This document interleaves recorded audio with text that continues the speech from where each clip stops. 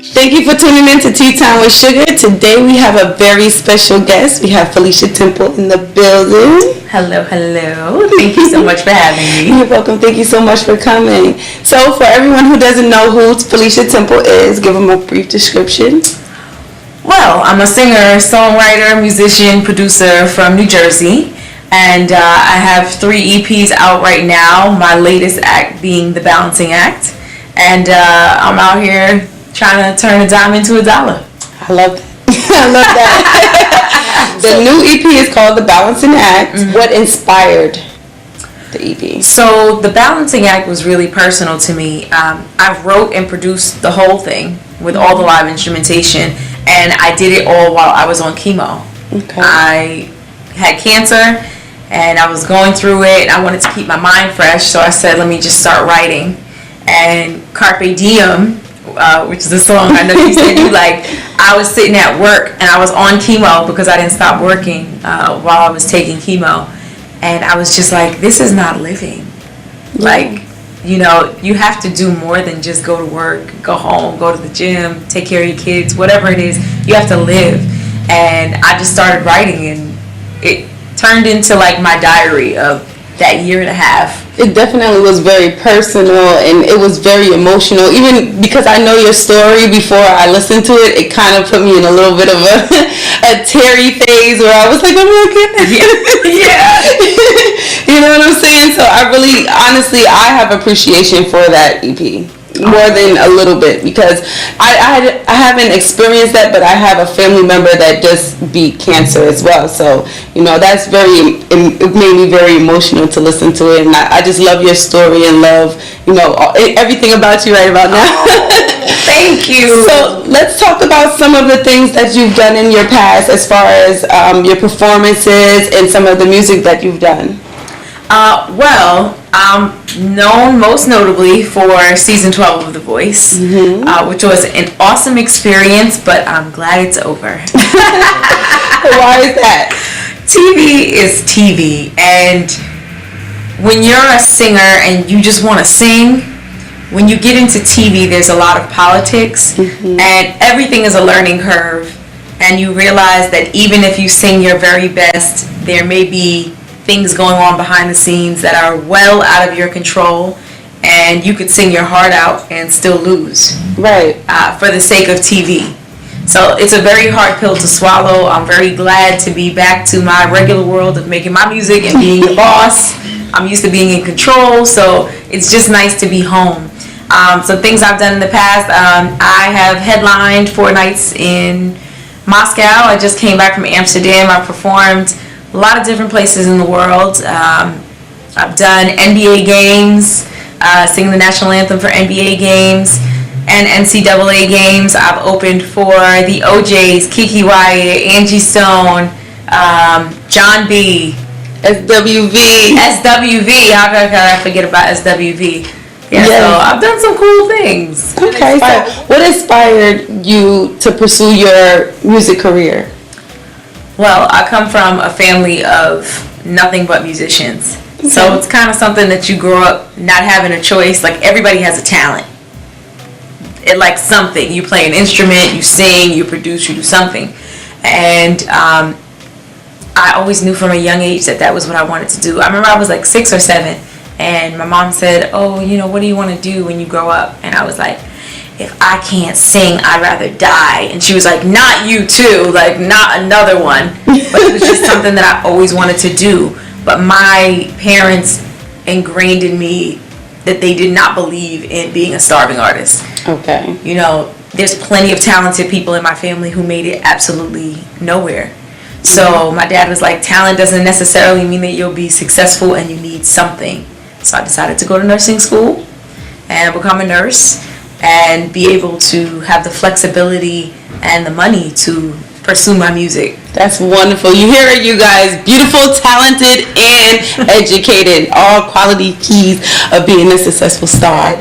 Your father actually played with a very notorious band. My dad is actually, he's out in like Milwaukee right now or something with them right now. My dad's been touring the world with the Sugar Hill Gang for like almost 30 years. That's super dope. Yeah, so he DJs for them, and He's out living the life. I told him, I want to be like you. I live in lavish. Awesome. So what are some of the struggles that you face besides you finding out you have cancer, which we'll get back on later on, but what are some of the struggles you as an artist face? As an artist, I think there's always the struggle of wanting to be authentic but still needing to sell a product. And unfortunately, you want to think that if you're authentic, the product will sell. But sometimes your authentic self doesn't do it. So you have to find a nice balance of, yes, I'm creating this art and it's like my baby, it's like my child, but you have to also remember that you do have to appeal to a consumer, that you need people to buy it. So you have to find a happy middle ground and sometimes do things that you wouldn't necessarily do, but for the purpose of the product. So that's hard. And then there's just being a girl, It's hard. We got this whole Me Too movement. I think every woman in the industry can probably tell you a story about somebody who tried to take advantage of you or who sabotaged you because you wouldn't sleep with them, or just wouldn't move things along if you weren't talking to them the way that they wanted to be talked to. Treated you unfairly because you wouldn't. Like she said, we all been through that, definitely, and it's really horrible. And I'm glad that a lot of people are standing up, in nowadays, because it's definitely something that needs to be brought to light for men and women, not just women. There are men that are coming out too, saying that they're being sexually abused and harassed by other people in the industry, and I'm just happy that this is being exposed for what it is, and it just is what it is. So we're going to go back on the touchy subject of you finding out you have cancer. How was it when you found out? Well, I found out a really terrible way that I had cancer, because the week before, mind you, I work in surgery and I'd never had surgery before. I went to the ER and they said, "Oh, you have an appendicitis." And I said, "No, I don't. I know my body." And they said, "Well, your appendix is inflamed and that's what it is." So I said, "Okay, so be it." And they took out my appendix. Everything was fine. And anytime they take out anything, they take it to the lab. And when they took it to the lab, they found out that it wasn't an appendicitis, it was a tumor. And it had already spread to my lymph nodes and blood vessels and the fat. It was already stage 3. And it was terrible. And the doctor told me over the phone at that. Like a movie. Like, "Hi, is this Felecia? Are you sitting down? Well, you have cancer. And we're going to have to take out the right side of your colon. Oh my God. Come in the office in a couple of days and we'll talk about it." And I'm like devastated at home by myself. I was already being vain enough because I had 3 little holes in my stomach from getting my appendix taken out, and it was terrible. Yeah. It was terrible. But you were able to overcome that, so that makes it great. I had a small moment of like, "God, why me?" And then I pulled it together and I said, "Thank you, God. Whatever you're doing this for a reason, and you're going to use it for your glory. So I'm just going to say thank you in advance, and I'm just going to roll with the punches." And to God be the glory. I never looked like what I went through. I was fortunate enough to have a type of chemo where I got to keep my hair. Okay. I got to keep working, and I never felt like I had the right to complain because I was able to work. When people think of cancer and chemo, we all think of that same picture. Someone who looks really frail, someone with no eyebrows and no hair, really pale in the face. That's what we always think of. And I was very fortunate to be able to walk around and be around coworkers most of whom didn't even know that I was battling cancer. Yeah. So I felt like I never had the right to complain. Okay, now in one of your songs on your EP, you had people calling you and you basically played messages. Yeah. And that was very heartwarming because it showed the concern and the love that you have around you from the people that, was it, when you found out, was it like an automatic trigger for your friends and family to come by your side and be there for you? Or was it something that you kind of like gradually told them? Or? Well, I didn't tell a lot of people that I was sick. By the time, so a year after the diagnosis, once I made it on TV and the episode came out, that was when a lot of family came out. So a lot of people were very upset in my family that they had no idea that I even had cancer, because I don't like to speak any illness over myself.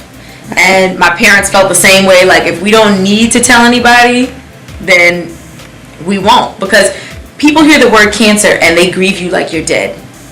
You know? And I didn't want those bad vibes. I said, I look okay. You know, I may not feel so great, but I'm going to get through it. So it wasn't something that I really, I gradually, I told people, like, bam, I got cancer on national TV. But everybody looks in my family to me and my sister, we're both nurses, for the signal of whether something is okay or not. You know, nobody else is like medically versed in anything. So if I was to freak out, if I was to cry, if I was to act like the world was over, they would be like, oh, she's dying, that's it. Like, oh, if she's freaking out, that's it. Because anybody's in the hospital, I'm like, oh, they'll be out in a couple of days, that'll be fine. If I freaked out, that was going to be the cue for everyone to freak out. So even though I wanted to freak out inside, I said I cannot, because I can't break my parents' heart. Whatever it is, I'm going to tell them, don't worry guys, it's going to be fine. But I guess that those good vibes held me over, and I really was okay, even though I was worried that I might not be okay. So that song, Okay Alright, I wrote that song. I only stayed home during my treatment 2 days because I was too sick to go to work. And I was home throwing up, and I sat on my keyboard, because even sick, it's the only thing that made me feel better, to sit and play my keyboard and sing.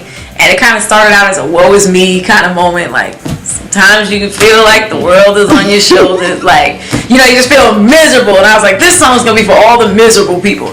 And then it just slowly morphed into this, like, positive. Man, thanks to all the people who said, like, no matter if they, you know, even the people who knew the full extent of the situation, who were like, it doesn't matter what anybody says, you're going to be okay. And all of those messages were real messages that people left me. I loved it, especially the little girl voice. I was like, yes, those are my nieces. Yeah. You know, people called me like, hey, and there were so many. I could do a 6-minute extended version of like all the people who called me, and it makes me tear up every time I think about it. Because it's love. Yeah. It's real love. Awesome. That's awesome. And you also inspired so many young ladies that are going through what you went through to keep it like 3 times, because it was really, really that personal, you know. And I kind of envisioned you writing it, you know, in a way, you know, because like I said, at the brunch that we went to together, you told your story there, and I was like, wow, she's a phenomenal woman. I would love to interview her. Just based off of what you've been through. You know, a lot of people can't say that they've gone through this and really pushed through it the way you've done, and you're still doing remarkable things. So I have to commend you on that, seriously. Thank you so much. Absolutely. Well, I have some performances coming up. That's first and foremost, and I'm always working on new music. So working on a new project, and you know, some more dates and shows around different places. And I'm getting married in a couple of months. That's super exciting. Yeah. So yeah, and that's the cool part is I feel like getting married is really the culmination of the balancing act. The whole point of the balancing act was that I was a nurse and a singer and somebody dealing with health issues and someone who was meeting somebody great all at the same time. Like, it all happened at the same time, and I was just trying to pull it together and find some sort of semblance of a regular life. And a lot of people go, man, you had cancer, but like the majority of your project is love songs. And I'm like, well, that's what was happening while I was sick. I happened to be falling in love. And yeah, getting married is like, wow, from beginning to end, listening to the project, like the balancing act is the way that I told my fiance, like, I loved him. Like, I sat there on the keyboard and I'm like, you want to hear this new song? I kind of wrote it about you. And it's like, you see anybody but you? He's like, yeah. I love that. So, you know, for us to get married, it's like, it's so cool, you know, to see things really come full circle. You know, I'm healthy. When I first met him, the relationship was so new, and I'm talking about weeks old. You know, he came to the hospital with flowers, and the nurse said, oh, so nice, your boyfriend bought you flowers. And like, we had a moment, and I was like, are you my boyfriend? Like, that's how new it was. Okay. And he got in the bed with me and was like, I'm not leaving you. If you need me to take days off. I hadn't met his parents yet. So how hard is it to be like, yeah, I got a new girlfriend. And she has cancer, but like, she's mine. She's mine. Like, you know, he's a gem. He's a gem. That's awesome. You know? That's super awesome. I'm glad that your life has definitely unfolded into something wonderful. Definitely. And I'm very happy that you're cancer free, no traces, nothing. Yeah, I'm always getting checked. Unfortunately, the type of cancer that I had is something called carcinoid. It's neuroendocrine tumors. They're super hard to detect. They really don't even show up on CAT scans. You have to get these specialized PET scans that have this special dye that comes in this huge armored truck. It's a whole thing for them to even see what you have, and it's really under-researched, underfunded, so it's hard. But I'm constantly getting checked. I still go to my oncologist every 3 months. Okay. And trying to create awareness everywhere I go. Right, absolutely. That's a very important. Yeah, because I never heard of it until I got it, and I'm a nurse. So that says a lot for the community. What's the average bear supposed to know if people in the medical community are like, what's that? And it's a wonderful thing that you're using your platform to spread awareness as well. So let's get back on The Voice. We're working with Alicia Keys, another New Jersey native. Hey. Yes. How was that? How was the experience meeting the cast and everything? It's cool. I think that I had different expectations for the show, but all is well that ends well. Because the result is you always want to get as much exposure and marketing as you can, and for free. So the game, I'm going to put people up on game who don't know. The game of reality TV, when you're doing a singing competition, is never to win. It is to stay on as long as possible and then get off as late as possible, but not as the winner. Because what happens is when you win these shows, then you're locked into their contract. You're doing whatever they want you to do. When you walk away and you don't win, you have like a little clause where they hold you, like you can't do any other reality TV shows, you can't release music for like a month, small things. But after that, you are completely free. So you just got months of free marketing from national television, and then you can walk away and do whatever you want. Okay. So that's the goal, to get the free marketing. But I think people don't realize is you got to take that free marketing and you actually have to do something with it. People think that you go on reality TV and you're just going to be famous. Like, it's going to happen for you and people are going to help you. Nope. Whatever you came there with is what you're going home with. And, they even take the hair from you.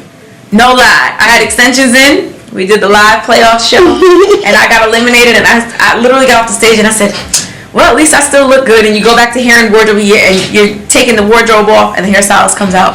I'm going to need the hair back. No lie. They take it off. They take it off, honey. Oh, no. So you have to have a product. And you have to know who you are. But meeting Alicia was a dream. I know it was. I had to. Because I grew up listening to her. She is literally the reason why I started playing piano. They used to name you after her in school. They called me Felecia Keys, and I used to hate it. And it sucked because once the producers found that out, they're like, oh, we're exploiting that. Like, you're going to be Felecia Keys. And I'm like, I tried for 4 years in high school to get away from that. And here I am it up again. on TV being called Felecia Keys. But I was like, all is well that ends well. She was really, really nice. All the cast and crew is lovely. And even more, the people behind the scenes that you don't see, that don't get any spotlight. The real vocal coach of the show, her name is Trelawney. Paul, who's the music director of the band. These are people who spend countless hours of rehearsal, and their name just rolls by real quick in the credits. I mean, everybody is fabulous. And the cool part about the show is, unlike some other shows where it's a little gimmicky and they want to get a little entertainment out of people, so there may be people there that are really not talented. I've never seen a more talented group of people in my life. It was a real competition. Yeah, for real. That's awesome. So what instruments do you play?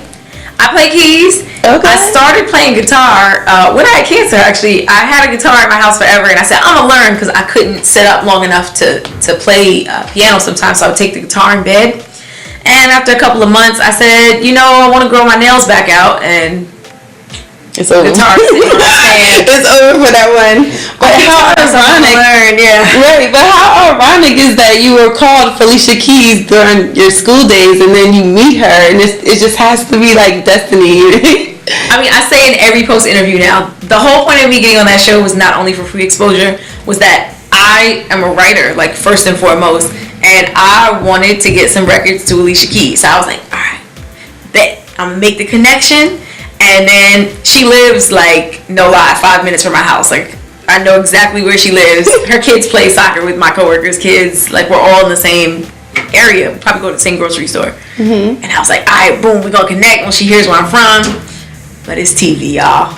Right. Ain't no way. Like, you still gotta, like, I don't know, probably harass them in their DMs every day, or, like, get everybody to at them for you.